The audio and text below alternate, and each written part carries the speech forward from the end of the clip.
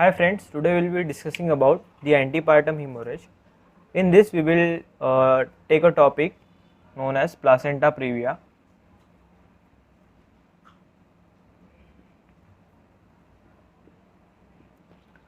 So generally placenta previa is the implantation of the placenta in the lower uterine segment.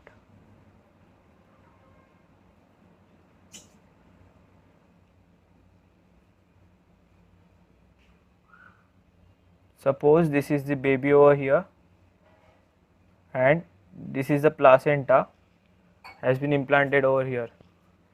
Generally the placenta is implanted in the upper segment of the uterus, but in this case the placenta is implanted in the lower uterine segment.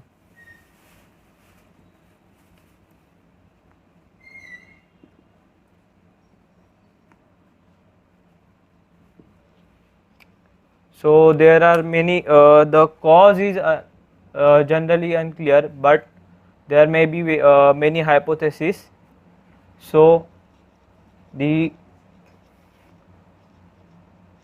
causes may be the upper uterus. Suppose this is the uterus and this is the upper part, which is not well vascularized, means there is less blood supply. So there is a implantation will not happen as it has to be happened. So this is the first cause. The upper part of the placenta, upper part of the uterus is not well vascularized, and the second cause may be the damage of the uterus, damaged uterus from the previous pregnancy, The third cause may be the abortion,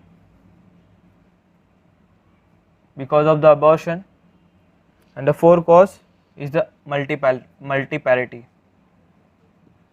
Having babies more than 2 or 3 may cause the placenta previa.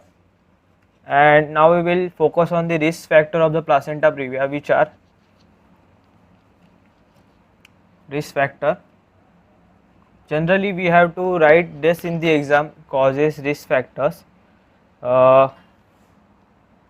So the risk factor is the maternal age.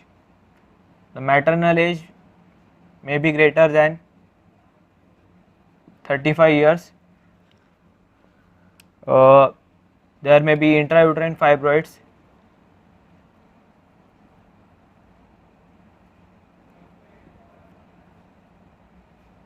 Fibroids are basically tumors which are not means they are not spreading to another parts of the uterus, and if the mother is smoking, maternal smoking is also the another cause of another risk factor of the placenta previa. So now we will turn to the focus to the types of placenta previa. So the following are the types of placenta previa. First one is a type 1, or it may be low lying. In low lying, the major part of the placenta, suppose this is the placenta, this is the uterus. So the major part of the placenta attached to the upper segment, and only the lower margins, this is the lower margin, approaches up to the os, come to the internal os. This is the internal os over here. Second one is the type 2, that is the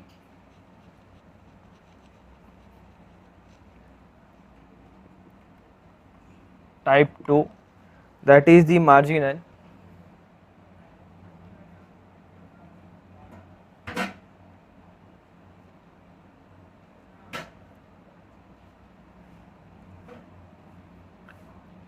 Suppose this is the internal os. When the placenta comes to the margin of the internal os, it will be called is as marginal. The third type is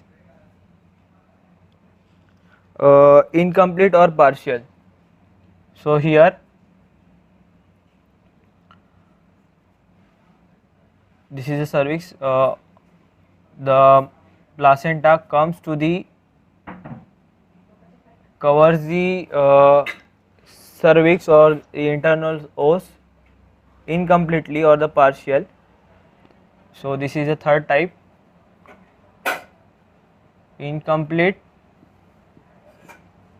or the partial, and this is the fourth type, which is the complete, when the placenta completely covers the internal os. So in the last type, as the placenta grows, or in the types of placenta previa, there is risk of vaginal bleeding. So as the placenta grows, there is the painless, causeless, recurrent bleeding. So the mother's clothes will soak with the blood, and she will not have any means she will not have any knowledge how the blood is coming. So there will not be any pain, there will not be any cause, so there will be any so there is a recurrent bleeding over there. So now we will focus on the diagnosis of the placenta. So this is the only clinical sign of the placenta previa, this is which is the causeless painless bleeding. Now we will be focus on the diagnosis. These are the diagnosis. The first one is the normally the main are the USG, that is the sonography. The first one is the transabdominal ultrasound. Transabdominal ultrasound. Transabdominal ultrasound. The second one is the TV, transvaginal ultrasound.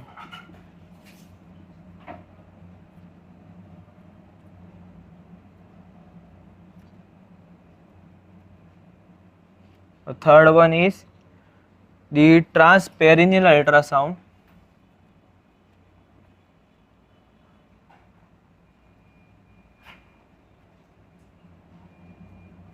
And the fourth one is the color Doppler flow study.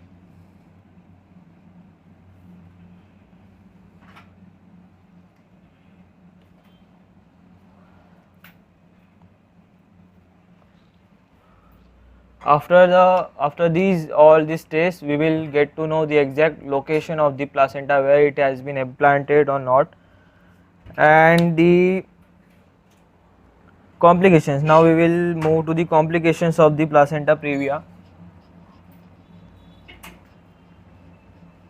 As there is more bleeding, so the patient can so the mother can go into the shock. As we all know that the shock is the, when shock happens, there is low blood supply. As the blood goes from the mother's vagina, so there is a low blood supply, and there will not be enough blood supply to the tissues or the other organs, mainly the uterus. So there will be shock. Then there will be a premature labor. These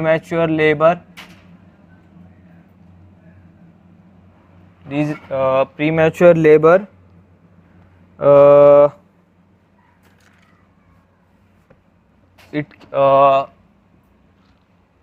these are the during the pregnancy. These complications will happen mainly during the pregnancy. Now we will focus on what can be happened, what may be happened during the labor. So during the labor, early ruptures of the membranes, early rupture of the membranes. Second one is the cord prolapse. The cord may come out. Third one is the slow dilatation. The dilatation will be slow. Dilatation of the cervix may be slow. The fourth one is the intrapartum hemorrhage. There will be accumulation of the blood.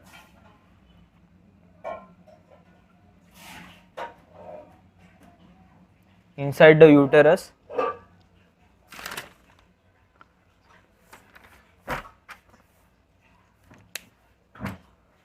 Now we will focus on the puparium, that is the what complications can be occur during the puparium, means the period from the birth until the 6 weeks of the pregnancy. Puparium, the complications up to the puparium may be sepsis, the main cause sepsis. The infection may occur, the subinvolution and the embolism. These are the complications of the placenta previa. Now we will be focus on the management. For the management,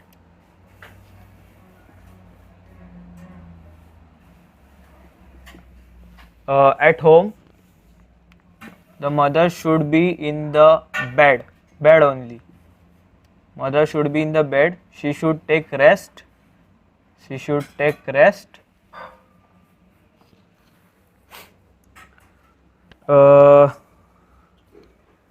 And if the bleeding comes, then there should be assessment of the blood. Are there blood clots or not?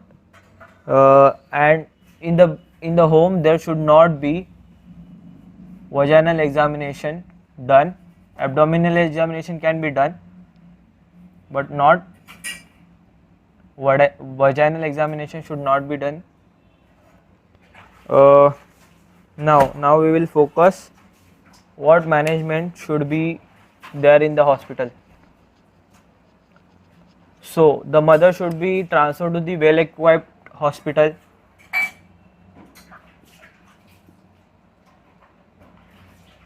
So that there should be proper arrangement of all the facilities should be there. During transfer there should be dextrose, DNS, saline drip should be started. And there should be the one person should always one person should be there for the blood transfusion, as the mother is the blood is coming out from the blood goes from the body of the mother.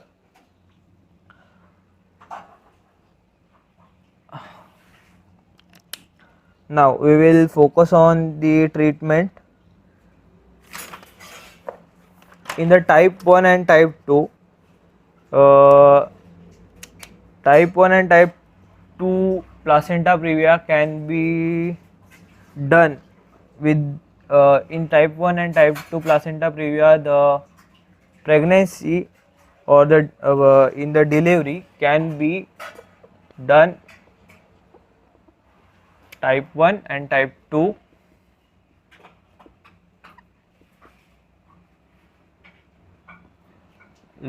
Can be done with low rupture of membranes. So they are regarded as the minor degrees of placenta previa, minor degrees. And the type 3 and 4, in this the cesarean section should only be done, because in type 3 and 4 there is a risk, there is a higher risk. So the more the risk, the cesarean section should be done.